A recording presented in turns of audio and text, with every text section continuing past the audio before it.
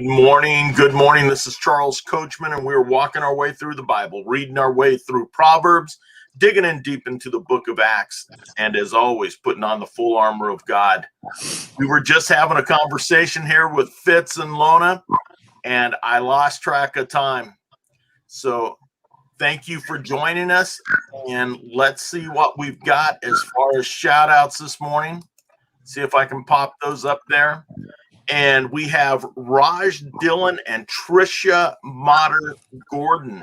Happy birthday to both of you. Raj is a digital marketing manager in Fishers, Indiana. And you know, we got our contact with the Midwest. And then Tricia is a dear friend of mine out here. I've known her for many years, even though she's a much younger lady. I've known her for many years, and she is highly successful and a wonderful person to work with. So Raj and Tricia, happy birthday to you. And if it is your birthday out there, happy birthday to you. God bless. Have a wonderful day. Happy birthday. All right. I want to just mention our friends here: Weldon, Curtis, Rex, Danny, Red, Shelly, Nancy, Rosalie, and my dear friend Jenny. Now, I just heard from Jenny last night, and she had some tests earlier this week, and they've called her in for some further tests. And she is down in Texas right now, but she'll be back in San Jose next week and get her test completed. I saw that Curtis is doing much better. My friend Rex is doing well, but still has his complications to deal with. Red celebrated the birthday of his son, who is 7 years old. And Shelly, Nancy, Rosalie, Jenny, Weldon, Curtis, Rex, Danny, and Red, I want you to know that you are all in my prayers, and we're thinking about you on a daily basis. And I keep a list, and there's some people that I need to add to the list, but I keep a prayer list right above my monitor here, so whenever I look up, I can always catch these names. So let's say hi, and let's see who's here this morning. Well, I'll tell you what, we got Kevin Fitzgerald, blessing to all today and always. Keith Landris, good morning to you. Frank Nell, good evening to you. And then good morning to all that are watching. And then we have Lona here also. And we were just talking about God's providence and God taking care of each one of us. So, good morning, guys. Morning, Charles. Good morning. All right, let's take a quick look here. And let's go ahead and start with Proverbs. We're going to switch this over, and I have, let's see, Proverbs 23, 1 through 35. It is Friday, April 23rd, 50 degrees in beautiful San Jose, California, the heart of the Silicon Valley. And then we have Acts 16, 1 through 21, and then Ephesians 6, 10 through 18. As always, putting on the armor of God. So let's go ahead and get started with Proverbs 23. On life and conduct. When you sit down to dine with the ruler, consider carefully what is before you, and put a knife to your throat if you are a man of great appetite.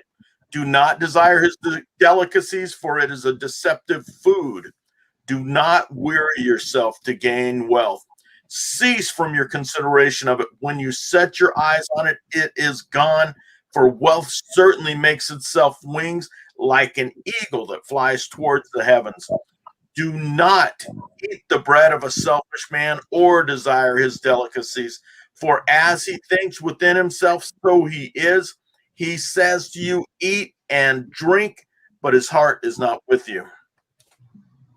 You will vomit up the morsel you have eaten and waste your compliments. Do not speak in the hearing of a fool, for he will despise wisdom of your words.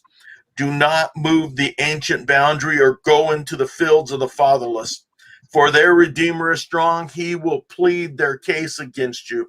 Apply your heart to discipline and your ears to the words of knowledge.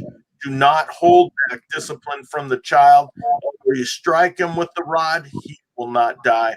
You shall strike him with the rod and rescue his soul from Sheol.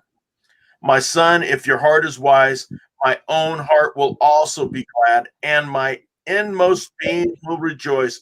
When your lips speak what is right, do not let your heart envy sinners, but live in fear of the Lord always. Surely there is a future, and your hope will not be cut off. Listen, my son, and be wise, and direct your heart in the way. Do not be with heavy drinkers of wine or with gluttonous eaters of meat, for the heavy drinker and the glutton will come to poverty, and drowsiness will clothe one with rags. Listen to your father who begot you, and do not despise your mother when she is old. Buy truth and do not sell it. Get wisdom and instruction and understanding. The father of the righteous will greatly rejoice, and he who sires a wise son will be glad in him. Let your father and your mother be glad. Let her rejoice who gave birth to you. Give me your heart, my son, and let your eyes delight in my ways. For a harlot is a deep pit, and an adulterous woman is a narrow well. Surely she lurks as a robber and increases the faithless among men. Who has woe? Who has sorrow? Who has contention? Who has complaining? Who has wounds without cause? Who has redness of eyes? Those who linger over wine, those who go to taste mixed wine. Do not look on the wine when it is red, when it sparkles in the cup, when it goes down smoothly.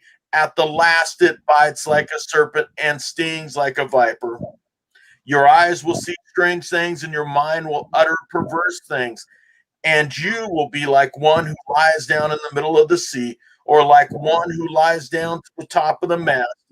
They struck me, but I did not become ill. They beat me, but I did not know it. When shall I wake? I will seek another drink.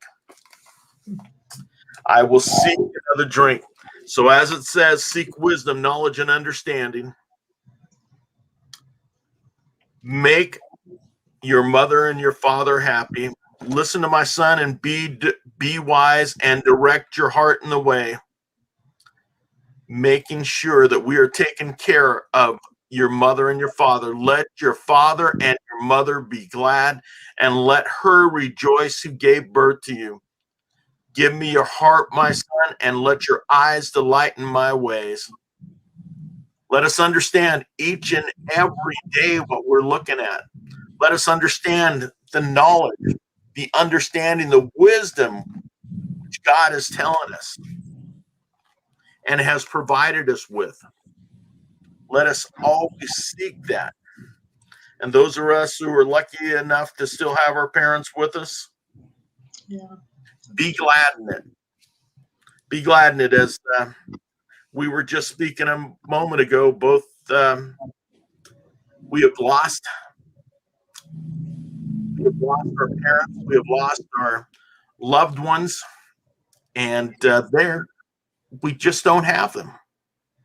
And that time that we had just goes much, much too quickly. Much, much too quickly. I'm going to take a quick look up here and see Kathy. Good morning. Good morning, Kathy. Gloria Brown, good morning. Frank Nell, good evening. Lona and Fitz. And good morning, Gloria. And good morning, Frank Nell.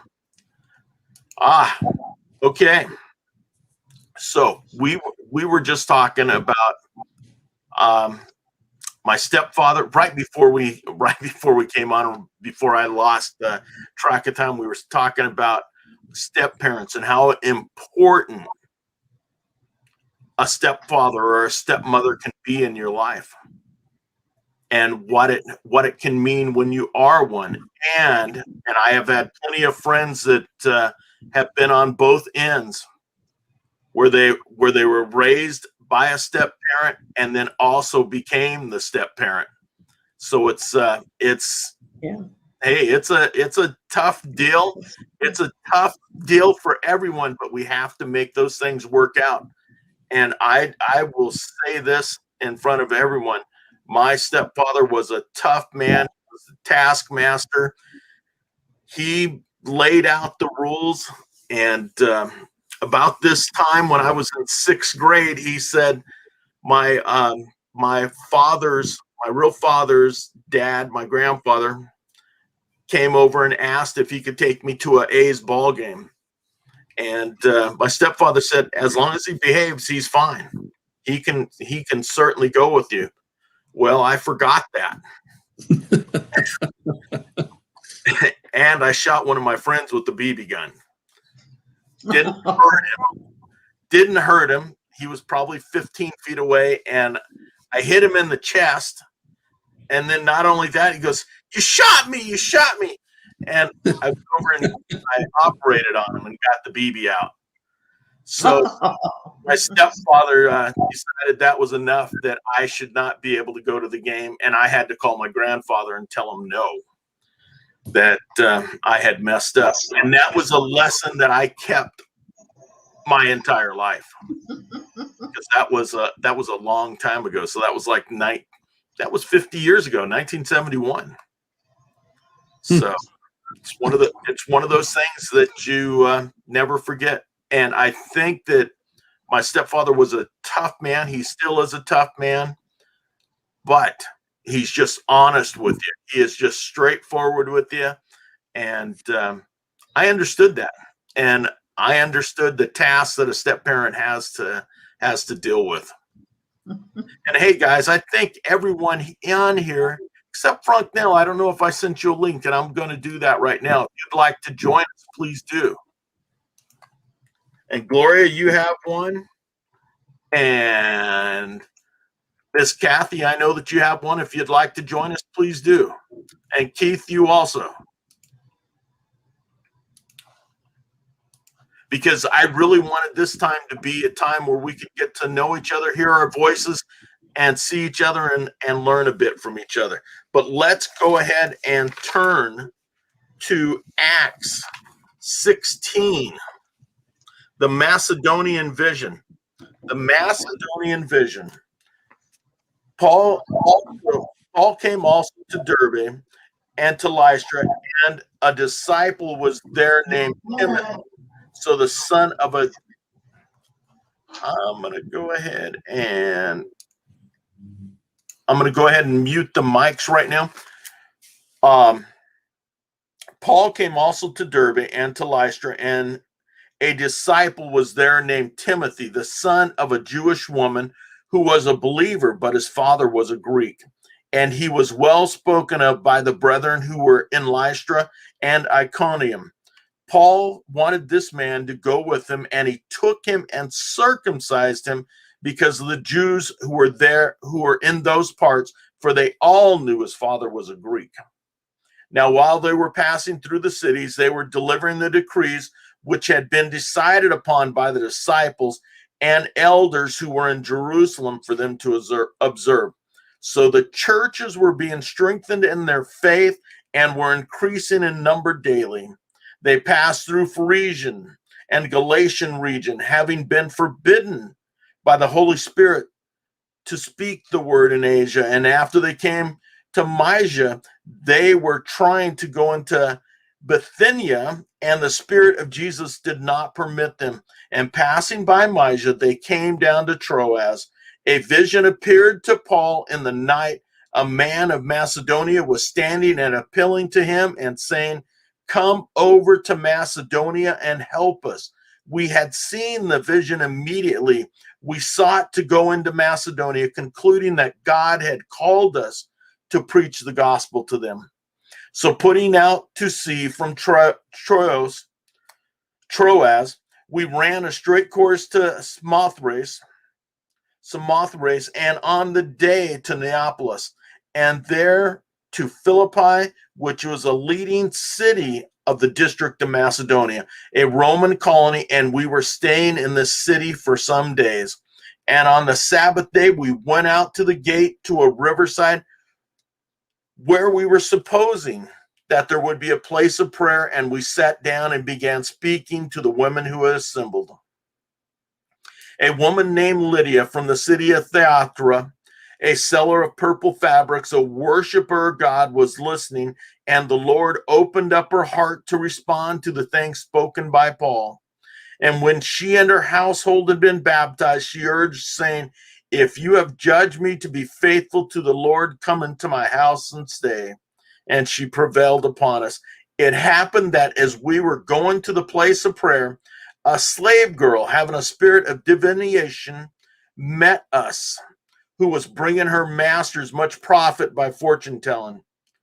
Following after Paul and us, she kept crying out, "These men are bondservants of the Most High God, and who are proclaiming you the way of salvation." She continued doing this for many days, but Paul was greatly annoyed and turned to the Spirit. "I command you in the name of Jesus Christ to come out of her." And it came out at that very moment. But when the masters saw that their hope of profit was gone, they seized Paul and Silas and dragged them into the marketplace before the authorities. And when they had brought them to the chief magistrates, they said, "These men are throwing our city into confusion, being Jews, and are proclaiming customs which it is not lawful for us to accept or to observe, being Romans." So this story, which is huge, going to Macedonia was very, very important to changing how Christianity would be observed in Europe and further into the West. It opened up the gates to these new areas. So it was one of the huge turning points.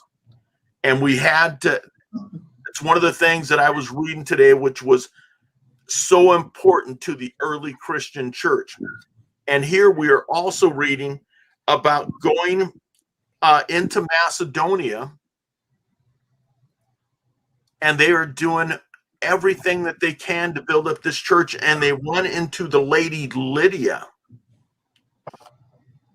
who is thought to have been a widow at this point, and has her family with her, and invites, not only listens to the word, accepts Jesus into her life, but gets baptized, and all of her family does. And then they invite Paul and Luke to come and stay with them while they're going to be in town. One of the stories was the young girl who was out there saying, "These are the men that God has foretold. They are coming. They are here for you." And apparently Paul gets upset because she's following and screaming this out. He can't preach. He can't get his word out because this lady is yelling. And so he tells the Spirit, "Get out of this girl." And it does immediately. And then her masters, who she was making great profit for, said, "We're taking these guys to jail.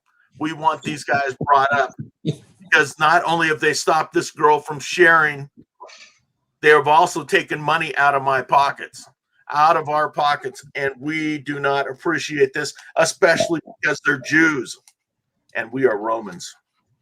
So we get a good bit of understanding that at this point, from my readings, there was a lot of anti-Semitism back in this area. So this is not anything that's brand new to us. It's happened in the last 75 years. This has been going on since the beginning of our history, since the beginning of the Jewish people. And we have to understand that. What we have to do nowadays, we got to make sure that we understand and are trying to correct those things that have happened in the past. Well, what I find interesting is to relating to the story that you and I, or the conversation you and I were having before the show and then in the show about step parents. The interesting thing about Timothy is his father, who was a Greek, had trained him to be a world-class athlete. And Wow. and he died. And along comes Paul, takes Timothy under his wing, and Timothy becomes invaluable to Paul's ministry. But I can just see it in I envision like a circus midway that they're walking down, and Paul's had enough, and he just turns around and he lets her have it. And then, Barnum and Bailey get all upset and, call the authorities. But Lydia, who was a weaver, she was a woman of great means and one of the very important women in Paul's life. And that became her home, became the center for Christianity in that area. Yep. And as you were saying that she was a weaver, that's what she'd been trained in. And I'm trying to think of where she had come from. But the area that she came from was known for their purple dyes, and that's what she was working with. Mm-hmm. And she kept up her trade even when she moved into a new area. I know where you're talking about, but I can't pull it up either. But purple was very expensive. That was a very expensive cloth, a purple cloth. Isn't that correct? Yes. Because it was very rare. So, yeah. Well, in many ministries and in many denominations, the head, the high priests, the bishops, the archbishops, even the Pope in the Catholic Church, they wear purple to signify their royalty in that particular denomination. Yep, absolutely. Now, one of the last things about Macedonia, it was a great central place for everyone because it not only led towards Europe and the Western world, but it was also known for its agriculture because it was one place where you could feed the entire area from this state or country. You could lead everything and you could feed everyone from there. And you had openings to different parts of the world. So that was a very important place. And it was very important to Paul, and it was very important to Christianity itself. I'm going to go ahead and finish this up with the armor of God, going to Ephesians 6:10. Finally, be strong in the Lord and in the strength of his might. Put on the full armor of God so that you will be able to stand firm against the schemes of the devil. For our struggle is not against flesh and blood, but against the rulers, against the powers, against the world forces of this darkness, against the spiritual forces of wickedness in the heavenly places. Therefore, take up the full armor of God so that you will be able to resist in the evil day, and having done everything to stand firm. Stand firm, therefore, having girded your loins with truth, having put on the breastplate of righteousness, and having shod your feet with the preparation of the gospel of peace. In addition to all, taking up the shield of faith, with which you will be able to extinguish all the flaming arrows of the evil one, and to take the helmet of salvation and the sword of the Spirit, which is the word of God, with all prayer and petition. Pray at all times in the Spirit, and with this in view, be on the alert with all perseverance and petition for all the saints. Amen. Just be ready each and every day. Each and every day. Yeah, let's see what we got. Charles, Bits. Mr. Google says Lydia was from Persia. From Persia. Okay. And I didn't know that, and that wasn't what I was thinking of. And Lona, thank you for sharing. So, guys, let's see. We are at 6:28. And I just wanted to remind everybody, we are going to be doing this on Friday mornings. If you would like to step in, all you got to do is go to Facebook Messenger, click on the link there. You'll be able to type your name in and join us at that point on Fridays. I want to make this available so that we can all get to know each other and hear. I did not know Kevin. I did not know Lona at all. Kevin from Florida, Lona from Nebraska. We have had people from all over the world join us. And we got Frank Nell down in the Philippines today. Gloria Brown and Kathy Sheritz Carvajal are the only two people that I've actually met.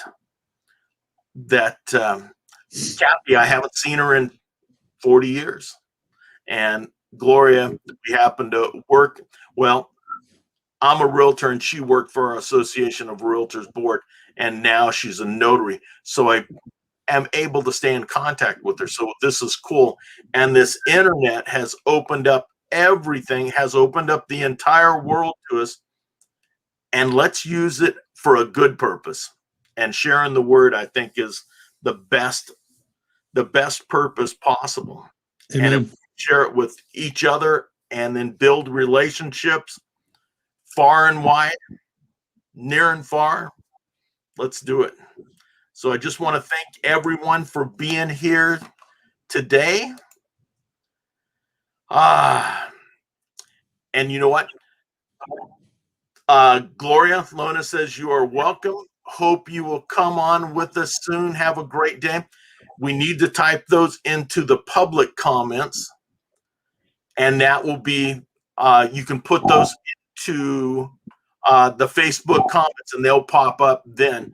Because otherwise, if we put them in the private comments to us, the chat comments to us, then only us three are here can see them. And I don't have a place to do that, Charles. You have to switch back and forth between Facebook and StreamYard. Oh. Yeah. Now I know. Or otherwise the comments are private. Okay. All right. So Frank, now thank you for sharing. Listen to the song Color Him Father by the Winstons. It is the love for a stepfather. Oh, cool. Gloria, thank you. Thanks, Gloria. Thank you all. I just want to say thank you to everyone for being here. If you'd like to share this out, thank you, Frank, now for sharing it out. Have an awesome day. If you'd like to join us tomorrow, we'd love to have you join us as we continue our walk through the Bible, digging in deep into the book of Acts. And as always, putting on the whole armor of God. Wish everyone a wonderful, wonderful day. Have an awesome day. Go out and help somebody if there's an opportunity to do that. Even a call or just reaching out to somebody. I've been reading a lot of messages where people need just to hear from somebody. And that's all we need to do. So everyone, happy weekend. God bless. God bless. And we look forward to seeing you again tomorrow. Take care. God bless everybody.